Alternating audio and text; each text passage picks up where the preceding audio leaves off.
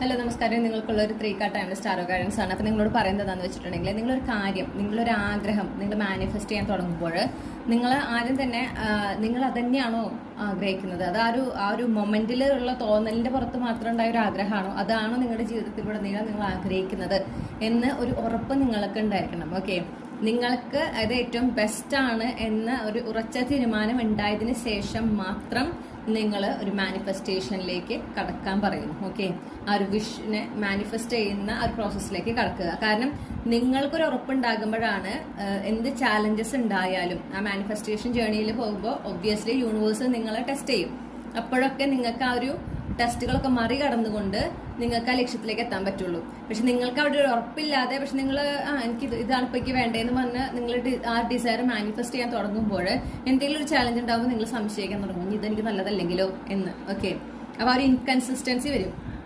Inconsistency ഉണ്ടായാൽ തന്നെ manifestations നമ്മുടെ ജീവിതത്തിലേക്ക്, നമ്മുടെ ഫിസിക്കൽ റിയാലിറ്റിയിലേക്ക് വരുന്നതിന് കാലതാമസം നേരിടും.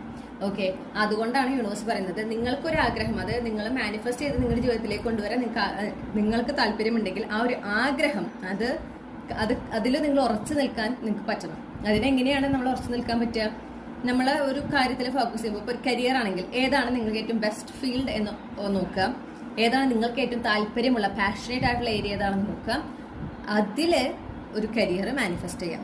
അപ്പോഴാണ് നിങ്ങൾക്ക് ആക്ഷൻസ് എടുക്കാനാണെങ്കിലും ആ ഒരു മാനിഫെസ്റ്റേഷൻ നേടിയെടുക്കുന്നതിന് വേണ്ടി നിങ്ങൾ എന്തായാലും ആക്ഷൻസ് എടുക്കണമല്ലോ. അപ്പോഴൊക്കെ നിങ്ങൾക്ക് അത് ചെയ്യാനായിട്ടൊരു ഇൻസ്പിറേഷൻ, ഒരു എനർജി ഉണ്ടാകുക, ഉത്സാഹം ഉണ്ടാകുന്നത് ആ ഒരു ആഗ്രഹം എന്ന് പറയുന്നത് നിങ്ങളുടെ പാഷനുമായിട്ട് കണക്ട് ചെയ്ത് നിൽക്കുമ്പോഴാണ്.